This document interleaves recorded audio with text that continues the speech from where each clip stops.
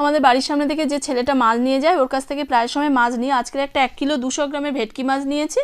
আর সব মাছই খুব টেস্ট হয়, দেখা যাক। এই মাছটা তরকারি করবো ভেবেছিলাম, সোনাই আবার বললো না এটা দিয়ে বাটার ফ্রাই করো, অনেকদিন বাটার ফ্রাই খাইনি। আমি ভাবলাম যে ছোট মাছ হবে তো, তা ছেলেটা কেটে কুটে দিল কোনো রকমে।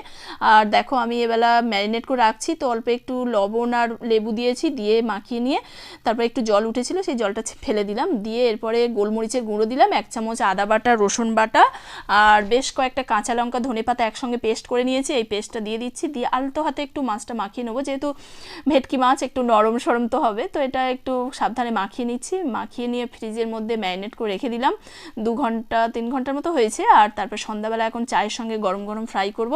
তো 1 কাপ ময়দা নিয়েছি বাটিতে, নিয়ে এর মধ্যে 1 চামচ কর্নফ্লাওয়ার দিয়েছি, অল্প একটু বেকিং পাউডার, বেকিং সোডা আর অল্প একটু লবণ দিয়ে মিশিয়ে নিচ্ছি। এরপর একটা ডিম দিয়ে দিচ্ছি, গোটা ডিমটা দিয়ে তারপরে অল্প অল্প করে জল দিয়ে একটা স্মুথ ব্যাটার করে নেব।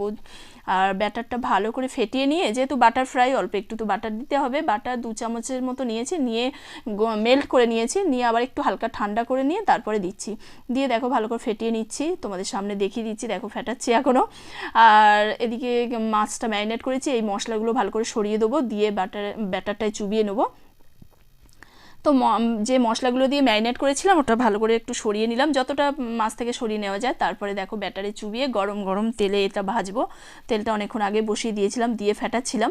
তেলটা গরম হয়ে গেছে, মাছটা ছেড়ে দিলাম। বেশ কয়েকটা মাছ দিয়েছি একসঙ্গে, গ্রিন গ্রিন লাগছে না, এটা ধনেপাতার জন্য এরকম দেখতে লাগছে, কিন্তু খুব সুন্দর লাগছে মাছটা।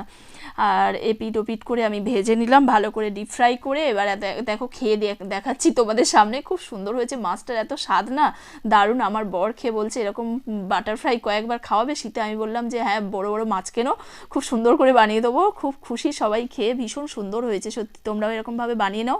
ছোট্ট বাটার